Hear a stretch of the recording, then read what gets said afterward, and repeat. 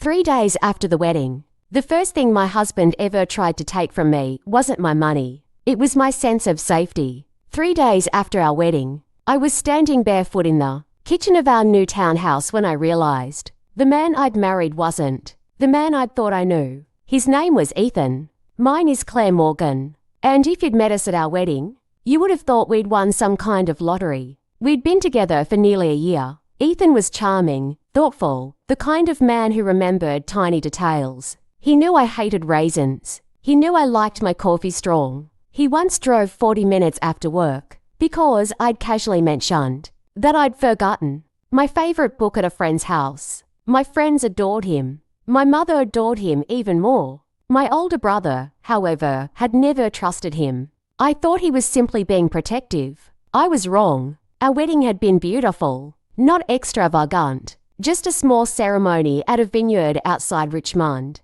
with white chairs, warm lights, and about 70 people we actually cared about. Ethan cried during his vows. He held my hands and promised that our home would always be a place where I felt respected. I believed every word. 3 days later, I was opening a kitchen drawer, looking for the envelope containing our wedding gift money. We received several $1,000s from family and friends. My grandmother had also given us a $500 department store card and told us to buy something for the new house. I'd put everything together in a locked desk drawer while we figured out our finances. That morning, the envelope was gone. So was the gift card. I checked the bedroom. Nothing. The desk. Nothing. Then I noticed Ethan sitting at the kitchen table. He wasn't eating. He was staring at his phone. "Ethan, did you move the wedding money?" He didn't look up. "No." I stared at him. "The envelope isn't in the drawer."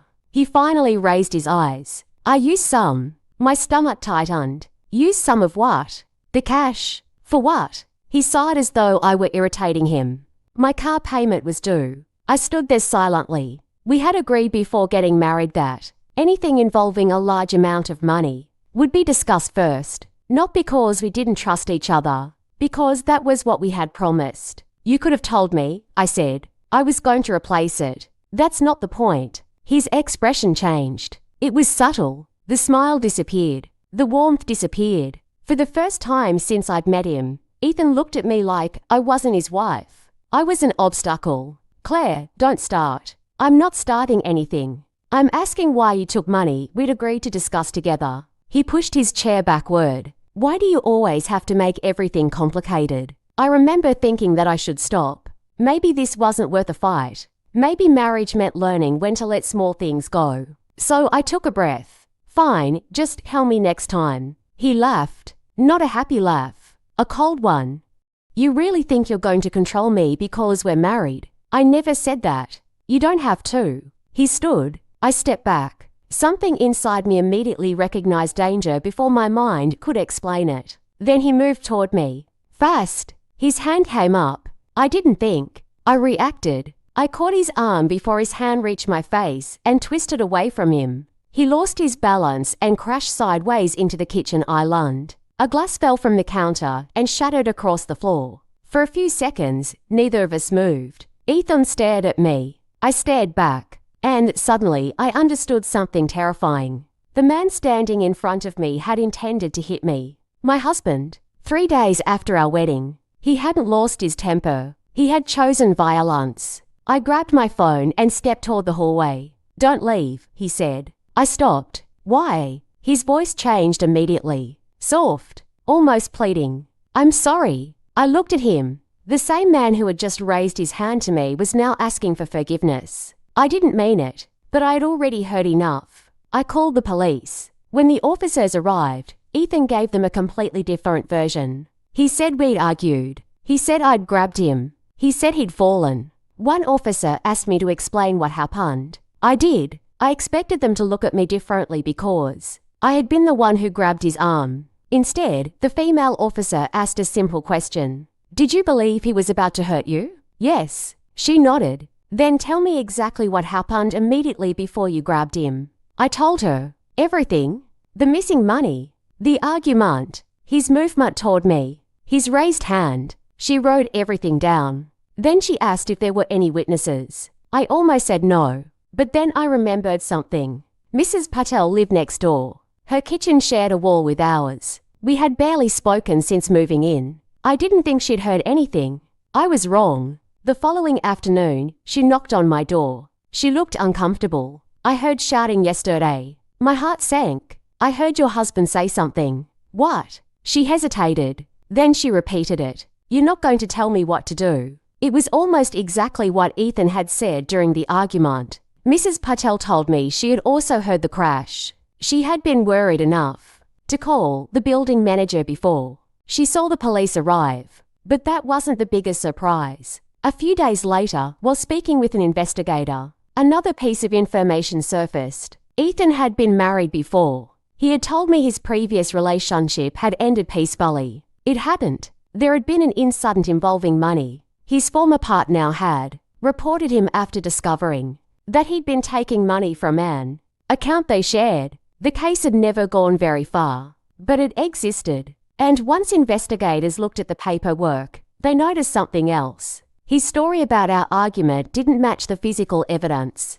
He had first claimed he'd slipped. Later, he claimed I'd attacked him without warning. The two versions couldn't both be true. And suddenly, I understood something my brother had once told me. Watch what a person does when they don't get their way. I had thought he was being dramatic. Now I realized he'd been paying attention while I was falling in love. At the hearing, Ethan's attorney tried to paint me as unstable and aggressive. My lawyer calmly presented the evidence. The police report, the neighbor's statement, the contradictions in Ethan's story, and the earlier report involving his former partner. The judge dismissed Ethan's request for a protective order against me. Then she looked at me. Would you like to request one for yourself? I looked at my lawyer. She nodded. Yes, I said. That single word changed everything. I filed for divorce less than 2 weeks after the wedding. My mother cried when I told her. Not because she blamed me, because she kept repeating, but you just got married.